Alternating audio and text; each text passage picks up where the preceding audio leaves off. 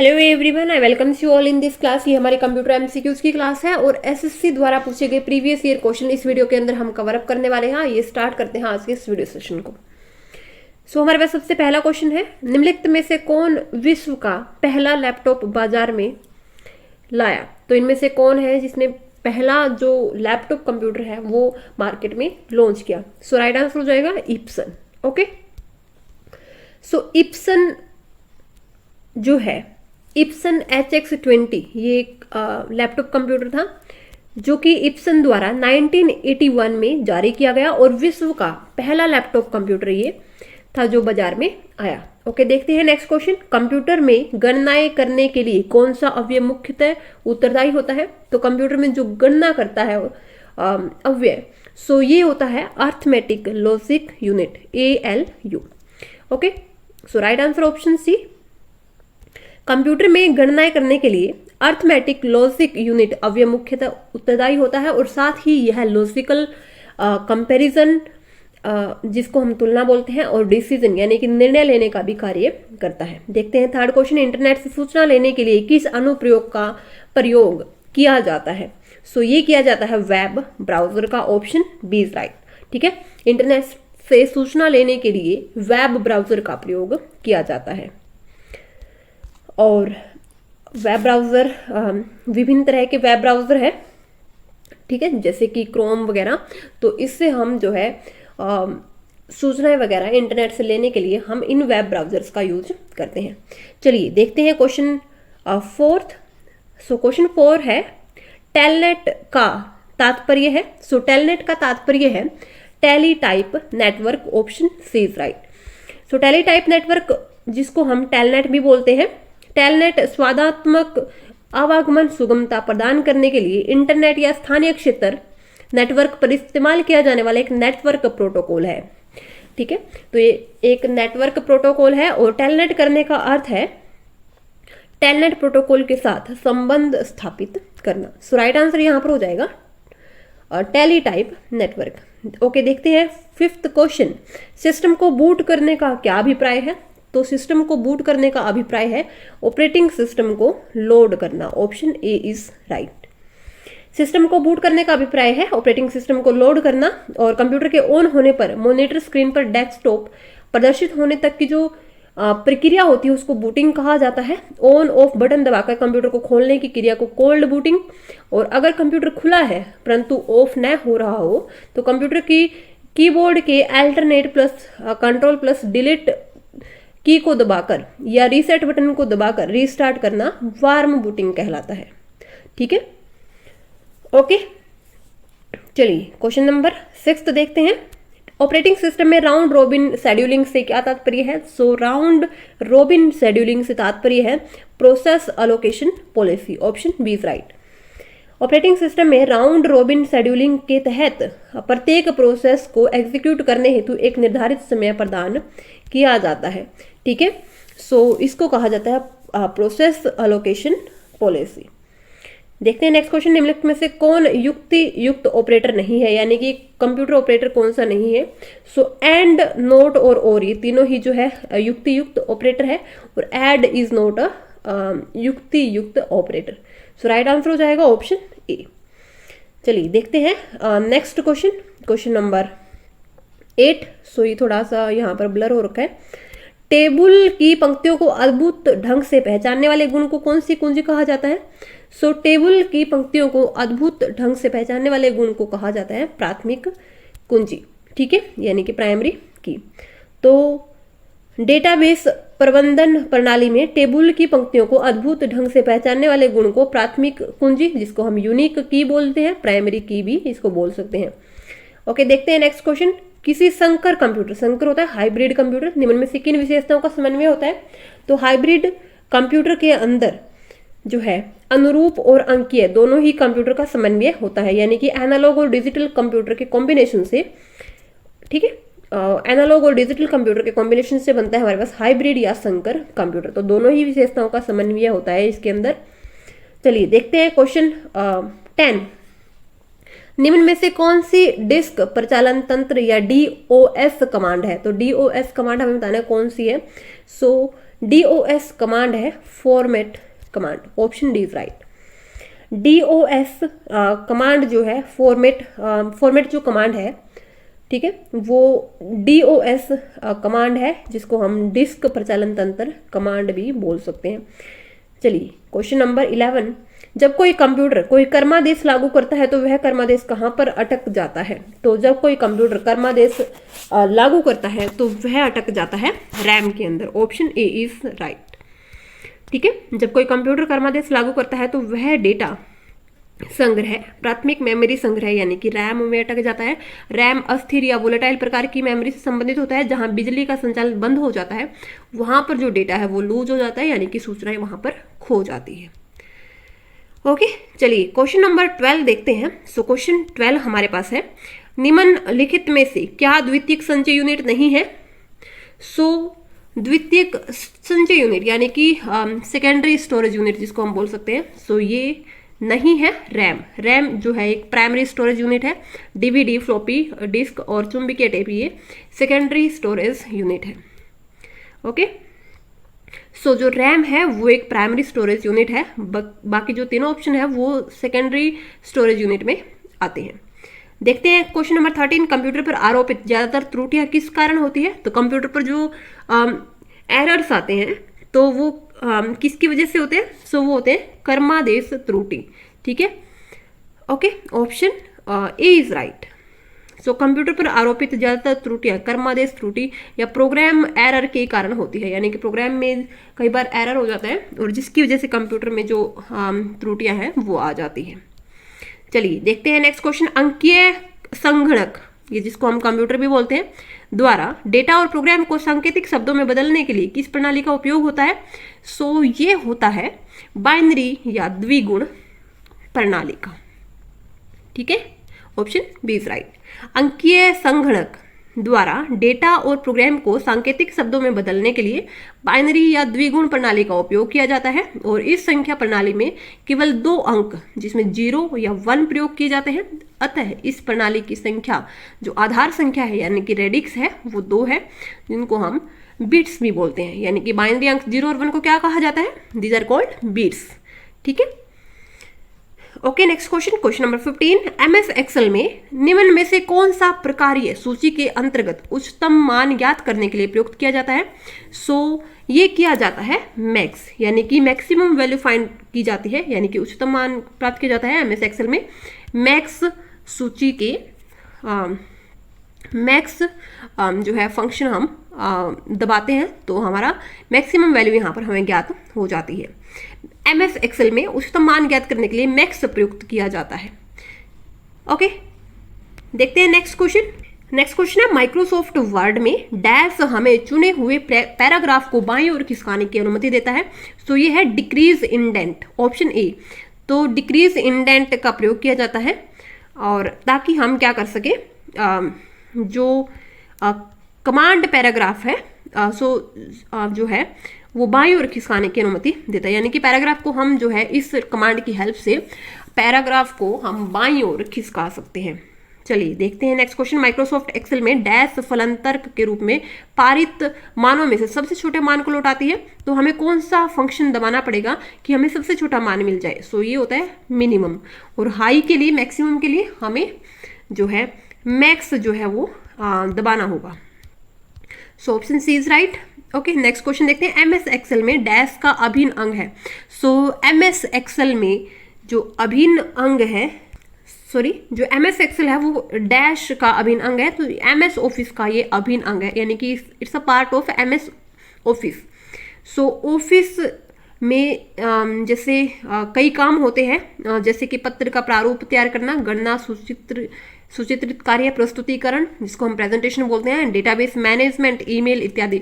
सो इन सभी कार्यों को कंप्यूटर के माध्यम से करने के लिए सॉफ्टवेयर का पैकेज या माइक्रोसॉफ्ट ने तैयार किया है, जिसे MS ऑफिस बोलते हैं या माइक्रोसॉफ्ट ऑफिस भी बोल सकते हैं, और MS एक्सेल MS ऑफिस का ही एक अभिन्न अंग है।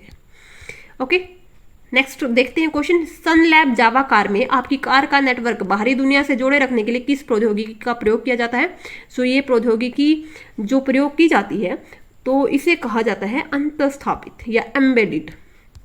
ठीक है, तो सन लैब जावा कार में हमारी कार का नेटवर्क बाहरी दुनिया से जोड़े रखने के लिए अंतस्थापित या एम्बेडेड प्रौद्योगिकी का प्रयोग किया जाता है। ओके, देखते हैं नेक्स्ट क्वेश्चन। निम्नलिखित में से लिफो, लिफो का मीन्स यानी कि बाद में आओ पहले पाओ, लास्ट इन फर्स्ट आउट, ठीक है, पहले लास्ट में एंट्री करो और फर्स्टली उसको ले जाओ। सो ये होता है यानी कि एक तरह की जो है हम इसको बोल सकते हैं कि फंक्शनिंग होती है कंप्यूटर के अंदर कि जो इंस्ट्रक्शन लास्ट में आई है उसको पहले जो है उसको एग्जीक्यूट कर दिया जाए। सो ये संरचना होती है ढेर या चट्टा, जिसको हम स्टैक बोलते हैं, ठीक है। तो स्टैक में क्या होता है कि जो इन्फॉर्मेशन इंस्ट्रक्शन हमारी लास्ट में आई है उसको पहले एग्जीक्यूट किया जाएगा, ठीक है। तो लिफो संरचना का कंप्यूटर विज्ञान में प्रयोग किया जाता है, जिसमें बाद में आओ पहले पाओ की संरचना जो है स्टैक होती है। ओके, देखते हैं नेक्स्ट क्वेश्चन। एक प्रकार का इंटरनेट खाता जिसमें कंप्यूटर को सीधे नेट के साथ नहीं जोड़ा जाता, सो ये खाता कहलाता है सेल खाता। Option A is right. Cell खाता एक प्रकार का इंटरनेट खाता है जिसमें प्रयोक्ता या कंप्यूटर सीधे इंटरनेट से नहीं जुड़ा होता है, बल्कि वह इंटरनेट सेवा प्रदाता यानी कि ISP इंटरनेट सर्विस प्रोवाइडर के कंप्यूटर से जुड़ा होता है और इंटरनेट सेवा प्रदाता का कंप्यूटर इंटरनेट से जुड़ा होता है। ओके, देखते हैं नेक्स्ट क्वेश्चन। HTML में टैग जो है वो किस में परिबद्ध कुंजी शब्दों के बने होते हैं? सो ये बने होते हैं यहाँ पर कोणीय कोष्ठक यानी कि जो एंगल ब्रेसेज होते हैं, तो इसमें जो है वो हम जो टैग है वो परिबद्ध होते हैं, ठीक है। सो HTML में कुंजी शब्द यानी कि जो कीवर्ड्स होते हैं से युक्त टैग्स जो है वो एंगुलर ब्रैकेट्स में या एंगुलर ब्रेसेस में उनको परिबद्ध किया जाता है। सो राइट आंसर हो जाएगा ऑप्शन ए। चलिए देखते हैं नेक्स्ट क्वेश्चन। निजी कंप्यूटर्स की कार्य क्षमता समाप्त हो जाने पर उत्पन्न जो कचरा होता है उसे क्या कहा जाता है? सो उसे कहा जाता है ई कचरा या इलेक्ट्रॉनिक्स कचरा। सो ऐसा कोई भी विद्युत या इलेक्ट्रॉनिक उपकरण जो पुराना, टूटा फूटा, खराब या बेकार हो गया है, तो उसका इस्तेमाल ना हो रहा हो या फेंक दिया गया हो, तो उसे इलेक्ट्रॉनिक कचरा या ई वेस्ट भी कहा जाता है। चलिए देखते हैं next question. Multiple computing task के लिए मेमोरी में स्पेस के पुनर्विन्यास और आवंटन को क्या कहा जाता है? सो ये कहा जाता है मेमोरी मैनेजमेंट, यानी कि मेमोरी के स्पेस के पुनर्विन्यास और आवंटन को कहा जाता है मेमोरी मैनेजमेंट, ठीक है। एक operating system multiple computing task हेतु मेमोरी में स्पेस पुनर्विन्यास और आवंटन करता है, जिसमें मेमोरी मैनेजमेंट कहते हैं, और यह ऑपरेटिंग सिस्टम द्वारा किए जाने वाली कार्यों में से एक है, यानी कि ऑपरेटिंग सिस्टम के द्वारा मेमोरी मैनेजमेंट किया जाता है। और इसके अलावा वह प्रोसेसिंग प्रबंधन भी करता है, इनपुट आउटपुट युक्ति प्रबंधन भी करता है और फाइल प्रबंधन का कार्य भी करता है। ओके, नेक्स्ट क्वेश्चन देखते हैं। एक सुबाह्य निजी कंप्यूटर जो आपकी गोद में रखने लायक छोटा सा होता है और उसे क्या कहा जाता है? सो इस तरह के जो कंप्यूटर को कहा जाता है नोटबुक कंप्यूटर, जिसको आप अपनी गोद में भी रख सकते हैं, यानी कि पोर्टेबल कंप्यूटर इसको हम कह सकते हैं। निजी कंप्यूटर या नोटबुक या लैपटॉप कंप्यूटर भी हम इनको बोल सकते हैं। ओके, देखते हैं नेक्स्ट क्वेश्चन। किसी कंप्यूटर के प्रोग्रामन में बच्चों द्वारा प्रयुक्त भाषा प्राय कौन सी होती है? तो बच्चों द्वारा जो भाषा यूज की जाती है, so this language is called Logo, ठीक है। Option A is right. So जो लोगो है वो एक शैक्षिक कंप्यूटर भाषा है। लोगो भाषा का विकास कंप्यूटर शिक्षा को सरल बनाने के लिए किया गया, और इस भाषा में चित्रण इतना सरल है कि छोटे बच्चे भी चित्रण कर सकते हैं।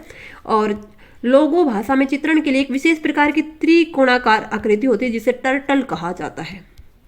ओके, देखते हैं नेक्स्ट क्वेश्चन। कोणांतरक जिसे असेंबलर कहा जाता है एक प्रोग्राम है, वह निम्न में से किसके प्रोग्राम का रूपांतरण है? सो जो असेंबलर है सो ये करता है कोणांतरण से मशीन तक, यानी कि असेंबली लैंग्वेज से मशीन लैंग्वेज के जो प्रोग्राम है, असेंबली लैंग्वेज के जो प्रोग्राम है उसको मशीन लैंग्वेज में कन्वर्ट करता है assembler. Option B is right. So assembler एक ऐसा प्रोग्राम है जो असेंबली लैंग्वेज यानी कि जिसको हम असेंबलर लैंग्वेज भी बोलते हैं उसको मशीन लैंग्वेज में परिवर्तित करता है। Okay, next question. एक निबल कितने बिटों के बराबर होता है? सो एक निबल बराबर होता है 4 बिट के। Option B is right.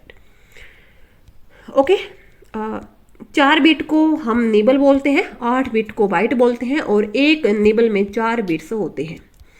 Next question. किसी भी विस्तृत पर्ण यानी कि स्प्रेडशीट में प्रथम कोष्टिका का पता होता है। सो पहली कोष्टिका का पता होता है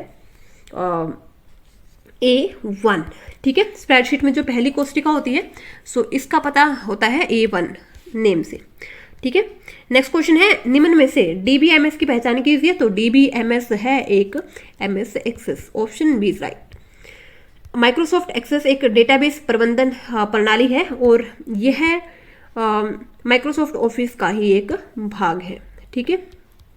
सो राइट आंसर यहाँ पर क्या हो जाएगा, MS एक्सेस। नेक्स्ट क्वेश्चन देखते हैं, डेटाबेस मैनेजमेंट सिस्टम DBMS में डेटा की सामग्री और स्थिति किसके द्वारा परिभाषित होती है। सो ये परिभाषित होती है मेटा डेटा के द्वारा, ठीक है। और डेटाबेस मैनेजमेंट सिस्टम में डेटा की सामग्री और स्थिति मेटा डेटा द्वारा परिभाषित की जाती है। चलिए देखते हैं नेक्स्ट क्वेश्चन, चौथी पीढ़ी के कंप्यूटर्स के निर्माण में प्रयोग किया गया। सो चौथी पीढ़ी के कंप्यूटर्स के निर्माण में प्रयोग किया गया सूक्ष्म सुधारित्रों का, यानी कि जो माइक्रो प्रोसेसर है उनका इस्तेमाल यहाँ पर किया गया, ठीक है। पहली पीढ़ी में निर्वात ट्यूब्स और ये कंप्यूटर थे 1940 से 54 तक। सेकंड में ट्रांजिस्टर 55 से 64 तक रहे।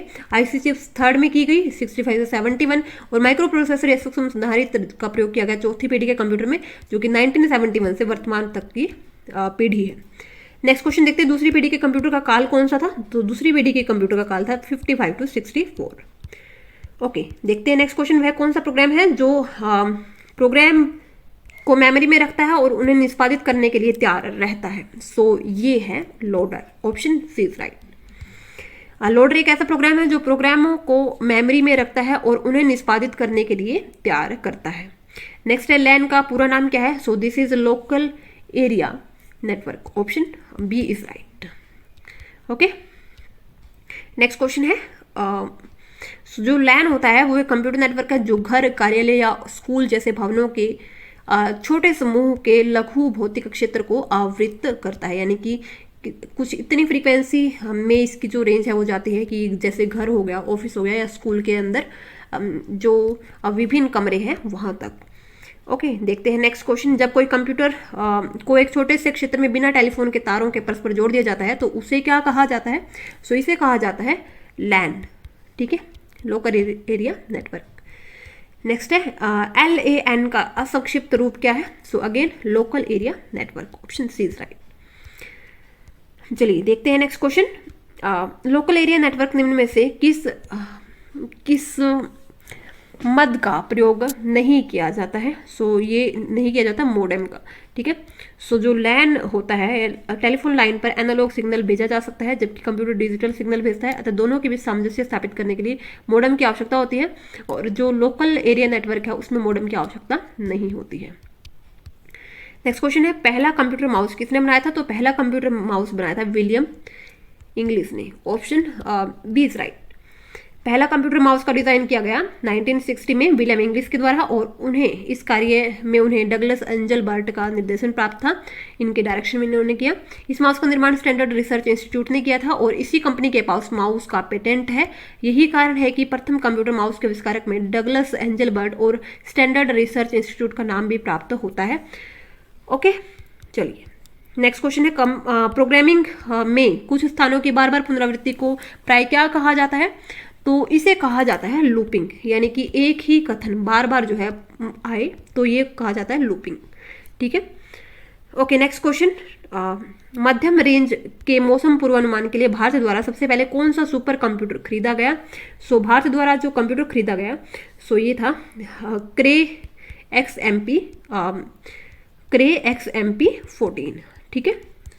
चलिए, और 1980 के दशक में देश में मौसम पूर्वानुमान क्षमता में सुधार हेतु एक सुपर कंप्यूटर की आवश्यकता थी और जिसे क्रे XMP 14 जो है एक सुपर कंप्यूटर भारत ने अमेरिका से खरीदा। चलिए नेक्स्ट क्वेश्चन, सुपर कंप्यूटर का प्रयोग निम्नलिखित में से किस अनुप्रयोग के लिए किया जाता है। सो ये किया जाता है मौसम के पूर्वानुमान के लिए, option C is right. So angle braces HR में HR किसके लिए है। सो ये है हॉरिजेंटल रूल्स के लिए, ठीक है। HR stands for horizontal rules. Okay, so जो हमारी HTML है, हाइपर टेक्स्ट मार्कअप लैंग्वेज, इसमें जो एंगुलर बेसिस पे जो HR होता है सो ये होता है हॉरिजेंटल रूल के लिए। नेक्स्ट क्वेश्चन है, निम्नलिखित में से कौन सा कंप्यूटर में छवि को संग्रहित करने का एक प्रारूप नहीं है। सो ये है ये सारे के सारे जो प्रारूप है बेसिकली जो है ये सारे के सारे जो प्रारूप है वो छवि को संग्रहित करने के प्रारूप है, जैसे dot BMP dot PNG dot JPG। सो यहाँ पर राइट आंसर हो जाएगा सभी प्रकार के जो प्रारूप है वो क्या है, छवि के प्रारूप है। तो यहाँ पर कोई भी ऐसा नहीं है जो छवि का प्रारूप ना हो। सो राइट आंसर हो जाएगा ऑप्शन D, सभी छवि के प्रारूप है। ओके, दिए गए विकल्पों में सभी छवि को संग्रहित करने के प्रारूप है। इन तीनों के अलावा कुछ अन्य ग्राफिक फाइल फॉर्मेट है, जैसे JPG /JFIF XF EXIF TIFF HEIF BAT और BPC एक्सेट्रा। ओके, देखते हैं नेक्स्ट क्वेश्चन। ICMP का प्रयोग किस लिए किया जाता है? सो ICMP का प्रयोग किया जाता है एरर रिपोर्टिंग के लिए। Option C is right. ठीक है, internet control message protocol ICMP का प्रयोग किया जाता है त्रुटि संदेश या एरर रिपोर्टिंग हेतु। नेक्स्ट क्वेश्चन है अर्थमेटिक एंड लॉजिक यूनिट क्या कार्य करता है? ऑप्शन से गणितीय संक्रियाएं पूरी करता है, देन डेटा का संग्रह करता है। ओके, नेक्स्ट है तुलनाएं करता है और निवेश युक्तियों के साथ संप्रेषण करता है। सो जो ये सही है और ये गलत है। जो हमारा अर्थमेटिक एंड लॉजिक यूनिट है वो बेसिकली क्या करता है, वो गणितीय संक्रियाएं पूरी करता है और साथ ही साथ तुलनाएं भी करता है। सो राइट आंसर हो जाएगा only 1 and 3, option D is right. Okay, next question है कंप्यूटर में किसकी सहायता से प्रीक्लन किया जाता है? सो कंप्यूटर में प्रीक्लन किया जाता है ALU arithmetic and logic unit की हेल्प से। Option D is right. Next question है शब्द संसाधन में डॉक्यूमेंट के भीतर टेक्स्ट का एक स्थान से दूसरे स्थान तक ले जाना क्या कहलाता है? सो ये कहा जाता है कट एंड पेस्ट। ठीक है, तो डॉक्यूमेंट के भीतर टेक्स्ट को एक स्थान से ले जाने के लिए और दूसरे स्थान पर उसको एक स्थान से दूसरे स्थान पर ले जाने के लिए कट एंड पेस्ट इसको कहा जाता है। नेक्स्ट क्वेश्चन है सब डायरेक्टरी बनाने के लिए किस MS-DOS कमांड का प्रयोग किया जाता है? सो सब डायरेक्टरी बनाने के लिए जो कमांड यूज की जाती है this is MKDIR। Option B is right. So MKDIR command का प्रयोग किया जाता है सब डायरेक्टरी बनाने के लिए। नेक्स्ट क्वेश्चन है इंटरनेट प्रौद्योगिकी के आरंभ में इंटरनेट पेज तैयार करने के लिए कौन सी भाषा प्रयोग की जाती है? सो ये भाषा प्रयोग की जाती है HTML। ओके, और HTML भाषा का प्रयोग इंटरनेट प्रौद्योगिकी के आरंभ में इंटरनेट पेज तैयार करने के लिए किया जाता था। So right answer is option B. So इस वीडियो में इतना ही है, हमारी फर्स्ट वीडियो थी इस पार्ट में, और ऐसे ही जो वीडियोस है वो हम अपलोड करते रहेंगे। मिलते हैं आपको इसके सेकंड पार्ट में। Till then bye.